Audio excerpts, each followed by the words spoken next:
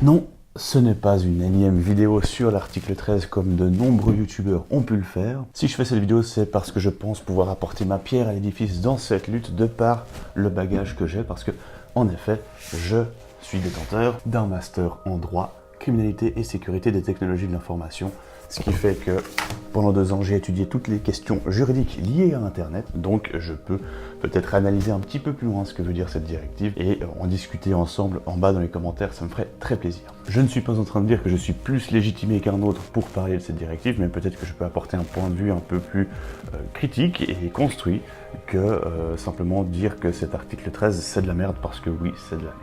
Ok, je fais vite une petite pause pour ceux qui vivraient dans une grotte et qui n'auraient pas encore compris ce que c'est que l'article 13 de cette directive sur le droit d'auteur. Il s'agit d'une proposition de l'Union Européenne d'une révision du droit d'auteur qui, si elle est acceptée en l'état, rendra YouTube responsable de toutes les violations des droits d'auteur des contenus uploadés par les utilisateurs sur la plateforme. Ça concerne YouTube mais aussi toutes les autres plateformes d'internet. Et si cette directive est vraiment appliquée telle qu'elle, cela peut mener à une disparition de YouTube en Europe car cela coûterait des milliards à YouTube qui ne pourrait tout simplement pas l'assumer. Donc on va analyser les arguments de l'Union Européenne pour l'adoption de l'article 13 de cette directive et en discuter, analyser quelles peuvent être les conséquences de cet article. Donc, première chose, pourquoi cette directive? Donc, le premier argument avancé par l'Union Européenne pour l'adoption de cette directive est qu'il faut harmoniser le droit d'auteur au niveau européen car les utilisations et donc les violations du droit d'auteur sont devenues transfrontières et qu'il est dès lors impossible d'avoir plein de droits nationaux différents car ça implique plein de violations différentes. Qui dit violation dit revenu en moins. L'idée derrière tout ça, c'est que les États membres ne peuvent pas garantir une sécurité juridique totale et donc il y a une nécessité, selon l'Union Européenne, d'harmoniser tout ça au niveau européen. Donc ne vous inquiétez pas, on y reviendra souvent sur ce problème de transfrontière. Vous sentez déjà que ça s'en va. Dans tous les cas, le but est, je cite l'Union Européenne, que les utilisateurs de toute l'Union puissent bénéficier d'un accès élargi aux œuvres.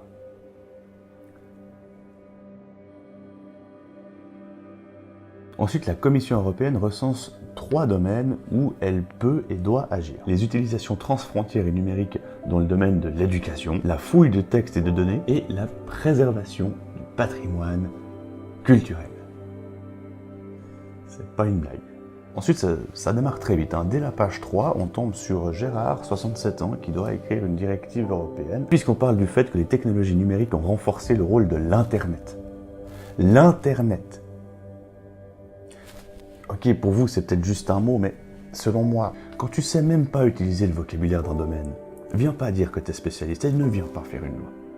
On aurait pu mettre autoroute de l'information. Mais le plus drôle dans tout ça, dans ce préambule à cette directive, c'est qu'on nous dit, et je cite encore, que le développement de l'Internet met à mal les titulaires de droits d'auteur dans leur capacité à obtenir des licences, ce qui pourrait, à terme, mettre en péril le développement de la créativité européenne et la production de contenu créatif. Oui, vous avez bien entendu. Mettre à mal la production de contenu créatif si on ne fait pas cette loi. C'est à quel moment qu'on leur dit qu'il y a 400 heures de vidéos qui sont uploadées par minute sur cette plateforme? Par minute. C'est sûr que la créativité européenne, elle est mourante. Mais non, l'Union Européenne est persuadée que ça profitera aux consommateurs. Vraiment, c'est écrit noir sur blanc, ça profitera aux consommateurs. Bien. Donc ça, c'est les arguments de base de l'Union Européenne pour nous convaincre qu'il faut modifier cette directive. Donc je rappelle, on a des utilisations transfrontières à cause de l'Internet. Les États membres ne sont plus à même de régler ça eux-mêmes dans leur droit interne parce qu'on aura 26 ou 27 droits différents et du coup un potentiel de violation beaucoup plus grand. Et qui dit violation dit manque de revenus. Manque de revenus dit par rapport à l'État, je vous laisse deviner. Et troisième argument, ces violations massives, cette insécurité juridique va mener à terme à tuer la créativité européenne. Bien, maintenant qu'on a examiner les arguments de l'Union Européenne en faveur de l'adoption d'une telle directive, il faut peut-être se demander sur quelle base juridique elle peut adopter ce fameux article 13. En effet, pour que l'Union Européenne puisse adopter une loi qui soit au-dessus du droit des États membres, il faut que les États membres ne soient pas à même de régler le problème de façon uniforme à l'interne, donc au sein même de tous les États membres qui se mettent plus ou moins d'accord sur à peu près le même droit, les mêmes principes, Et deuxième point, il faut que la directive soit proportionnée. Il y a encore d'autres conditions, mais je vous la fais courte. Donc concernant ce qu'on appelle la subsidiarité, soit la capacité des États membres à régler le problème par eux-mêmes, l'Union européenne nous dit fièrement qu'à cause de la nature transfrontière des problèmes de droit d'auteur, les États membres ne sont plus à même de régler la situation de façon satisfaisante et que donc une intervention de l'Union est nécessaire. L'idée derrière, c'est que ce n'est pas une diversité de droits nationaux qui va permettre une uniformité, soit. Mais dans tout ça, c'est à quel moment qu'on leur dit que Internet est mondial, enfin pardon, l'Internet est mondial? Je veux dire, c'est pas parce que tu règles le problème transfrontière par une loi européenne que tu règles vraiment le problème du transfrontière. Il ne se règle pas parce que c'est Internet. Mais non, hein, les mecs ils sont sûrs d'eux, ils parlent d'une sécurité juridique totale. Hein. Pas dans la merde avec eux. Hein. Ensuite, la proportionnalité. La proposition ne va pas au-delà de ce qui est nécessaire pour réaliser l'objectif poursuivi, tout en laissant suffisamment de latitude aux États membres pour prendre des décisions sur les détails de ces mécanismes et n'entraîne pas de coûts disproportionnés. C'est sûr que rendre responsable YouTube de chaque violation de droit d'auteur et que du coup, qu'il soit responsable de milliards de dollars d'amende, c'est pas disproportionné. Continuons. Elle impose des obligations à certains services de la société de l'information. Toutefois, ces obligations demeurent raisonnables, oui bien sûr, compte tenu de la nature des services concernés, de leur incidence sur le marché des contenus en ligne et du volume important de contenus protégés par le droit d'auteur qui sont stockés par ces services.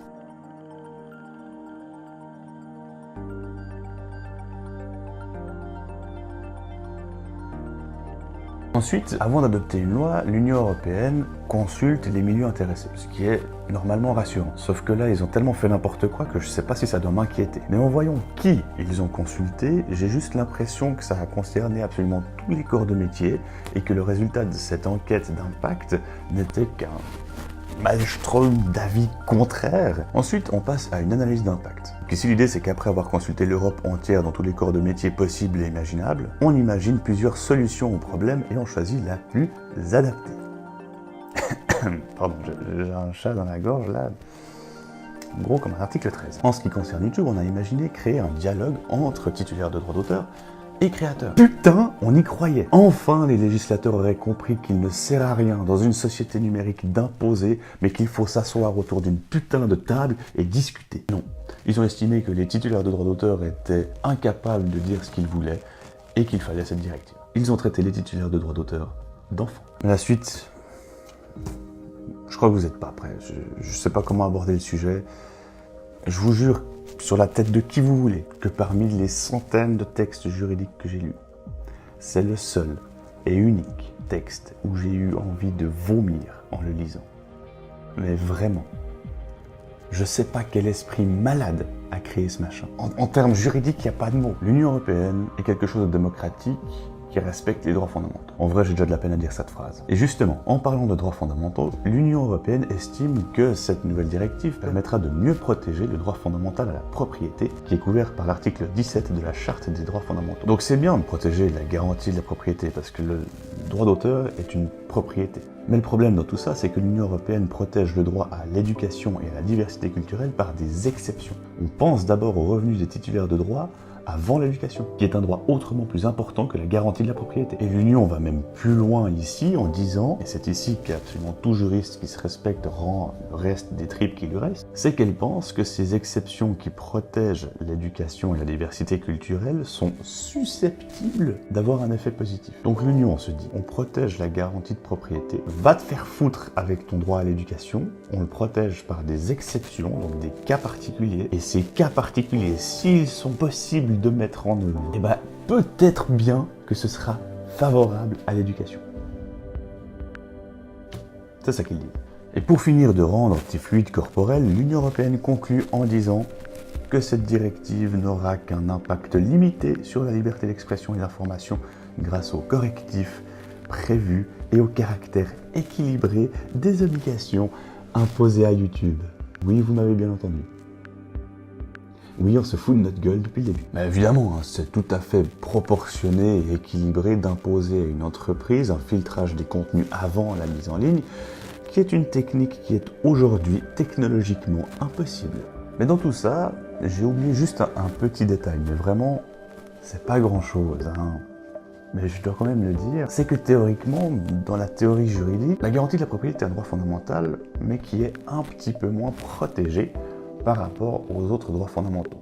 Qu'est-ce que ça veut dire? C'est que lorsqu'on a un cas concret et que plusieurs droits fondamentaux rentrent en conflit, par exemple, piocher au hasard la garantie de la propriété et la liberté d'expression, on doit faire un compromis, on doit faire une balance des intérêts entre ces deux droits. Et ce qui se passe très souvent, et ce qui est censé se passer théoriquement, c'est que pour garantir les droits fondamentaux, on va plus facilement faire des concessions sur la garantie à la propriété lorsqu'elle est en jeu par rapport aux autres droits. Si une directive met à mal la garantie de la propriété d'un côté et la liberté d'expression de l'autre, on va faire plus de concessions du côté de la garantie de la propriété pour garantir une protection totale et complète de la liberté d'expression. J'ai un petit doute soudainement, rappelez-moi vite quel droit fondamental on protège en se brossant le cul avec la liberté d'expression? C'est bien ce qui me semble. Voilà, j'ai tenté de vous expliquer un peu d'où sortait cette loi, quels sont les arguments de la Commission européenne pour l'adoption d'une telle directive, mais dans tout ça, finalement, où est-ce qu'on va? Quelles sont les suites? Un des gros problèmes qu'on a avec le droit et l'évolution technologique, c'est qu'on n'a absolument rien fait pendant 40 ans, et que d'un coup, on se dit qu'il faut absolument tout changer, sans réfléchir. Et ce, dans énormément de domaines, dont le droit d'auteur. En soi, le droit d'auteur, c'est un truc futile. C'est vraiment une micro-part des problématiques juridiques liées à Internet. Mais si on le fait mal, ça peut flinguer Internet. Cependant, et c'est là qu'on peut faire quelque chose, c'est à ce moment précis qu'on a un gros avantage, c'est que cette directive n'en est qu'au stade de prototype. L'Union européenne s'est mise d'accord pour voter sur cette loi. L'article 13, tel qu'il est actuellement, est une proposition de texte qui est encore modifiable. Il est encore temps de se manifester. Il est encore temps de leur dire que c'est de la merde. Il est encore temps de leur dire vous reprenez ce texte et vous le retravaillez et vous êtes conscient des problématiques d'Internet. L'adoption de cette directive est le résultat d'une pression de lobby de la presse et de la télévision énorme. Mais nous sommes un lobby aussi. Nous sommes des centaines de millions à regarder YouTube. On n'a peut-être pas d'argent, on a peut-être l'impression que notre voix va se noyer dans les méandres d'Internet. Mais si nous parlons tous à plusieurs centaines de millions de personnes d'une même voix, d'un même argument, là, ça va faire vivre. Même YouTube s'est mis dans la bataille. Même eux n'ont pas envie de cette directive. Ça reste une entreprise, ça reste Google. Si ma foi il y a une loi de merde, ils se cassent du marché. Mais là même eux n'ont pas envie de cette loi. Ils sont conscients de ce que ça veut dire Internet, ils sont conscients de ce que ça veut dire la création de contenu. Donc maintenant, montrons à tout le monde qu'on est fier de ce qu'on a créé et qu'on veut garder. C'est des centaines de milliers d'emplois, c'est des milliards d'euros de droits d'auteur. C'est des vies de centaines de milliers de personnes. Et je ne parle pas que des créateurs de vidéos. Il y a les créateurs, certes, il y a aussi le network, il y a les managers, il y a tous les gars de YouTube, il y a énormément de corps de métier qui sont concernés par la création de contenu sur Internet. Et on est même au-delà de YouTube. Nous avons un poids, et ne l'oubliez pas. Un autre avantage que nous avons est qu'il s'agit d'une directive. Et comme son nom l'indique, elle va permettre de donner une direction générale. Ce n'est pas un règlement. Un règlement est directement applicable en l'espèce. L'idée d'une directive européenne, c'est qu'elle doit être transposée dans tous les droits nationaux dans un délai de 2 ans et demi. Donc je pose ça là, mais les gens qui disent qu'à partir de janvier, il n'y aura plus YouTube, je suis désolé, mais c'est putaclic. Donc il est encore temps de changer la direction de cette directive. C'est en faisant pression auprès de l'Union européenne, c'est en faisant du bruit, c'est en signant des pétitions, et c'est même en faisant pression sur vos politiques locaux qui ensuite devront transposer cette directive en du droit applicable, que là nous pouvons faire quelque chose. Et c'est d'ailleurs comme ça que ça a toujours marché sur Internet finalement. Content ID est le résultat d'une colère des titulaires de droit de voir leur travail réutilisé sans permission. Ils ont gueulé, on s'est tous mis autour d'une table, et on a coupé la poire en deux. C'était Content ID. Alors, Content ID est certes pas parfait. Il y a des abus dans les deux sens. Mais mine de rien, il fonctionne. C'est la solution la moins pire qui fait le taf actuellement. Et c'est là le grand danger de cette directive, c'est qu'elle veut remplacer un système imparfait, certes, mais qui fait le taf faute de mieux, par un système qui est aujourd'hui technologiquement impossible et qui coûterait des milliards. YouTube va changer avec cette directive, c'est certain, mais son degré de changement va dépendre du bruit que nous faisons. Pour le moment, on est dans le dernier barreau d'honneur d'un modèle économique voué à s'écrouler, celui de la télévision et de la presse traditionnelle qui ont fait un lobby monstrueux pour l'adoption de cette directive pour tenter de sauver leurs meubles. On a changé d'époque, mais nos politiciens ont raté le train depuis très longtemps. Alors en attendant que notre génération soit dans la cabine de pilotage et qu'on ait des gouvernants qui comprennent les mécaniques et les enjeux de cette société numérique, on peut toujours dire au chauffeur de s'arrêter parce qu'il a raté l'arrêt. Pour le moment, YouTube ne peut pas se passer du marché européen.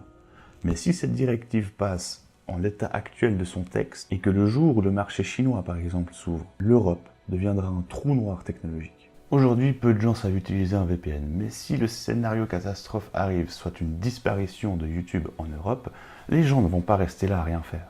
Les gens vont apprendre à utiliser des VPN, ils vont se former, ils vont s'habituer à contourner cette loi. On ne peut pas changer une société par une loi. C'est la loi qui doit s'adapter à la société. Regardez la prohibition dans les années 30 aux États-Unis. Il n'y a jamais eu autant de consommation d'alcool. Et le problème, c'est qu'une fois que tout le monde sera formé au niveau de ces techniques VPN, ça va être l'immense bordel au niveau du droit sur Internet. Le seul et unique moyen de savoir quel droit appliquer sur Internet est de se fier à l'adresse IP qui permet de rattacher une machine à un pays, donc à un droit. Alors bien sûr, un VPN ne permet pas de changer son adresse IP, ça permet simplement de la camoufler par une autre, et il est toujours possible de retrouver la vraie. Mais si on est dans un scénario de violation massive, répétée par des millions de gens qui utilisent un VPN, le droit sur Internet sera juste inapplicable et tout se pètera la gueule. Et si ce scénario se réalise vraiment, vous pouvez être certain que toutes les entreprises qui proposent des VPN vont développer leur truc, vont rendre ça toujours plus ergonomique, toujours plus accessible, voire jusqu'à l'intégrer en tâche de fond sur vos smartphones. Voilà, je crois qu'il y a déjà énormément d'informations dans cette vidéo, j'espère que ça a été tout de même assez digeste. J'ai mis en avant les points les plus scandaleux de cette loi, que ce soit par les arguments ou par les droits qui sont protégés, et j'ai essayé d'apporter une discussion à tout ça, une espèce de perspective, et ça me ferait très plaisir d'en discuter avec vous dans les commentaires. Si j'ai pas parlé d'un sujet, évidemment j'en ai raté plein, il y a plein d'enjeux qui sont dans cette directive, mais l'important, ce qui est vraiment primordial, c'est d'en parler autour de vous, de partager cette vidéo, de signer une pétition, tous les moyens sont bons. Si vous connaissez des politiciens, parlez-en. Même si vous ne les connaissez pas, envoyez-leur un mail ou quelque chose. Bref, faites du bruit, parce que c'est que comme ça qu'on arrivera à avoir ce qu'on veut. Informez les gens pour qu'on ait tous une seule et même voix, la voix de centaines de millions de personnes qui n'ont plus de télé à la maison, mais qui ont YouTube. Donc voilà, merci de m'avoir suivi jusqu'au bout, et moi je vous dis à très vite pour de nouvelles aventures en extérieur.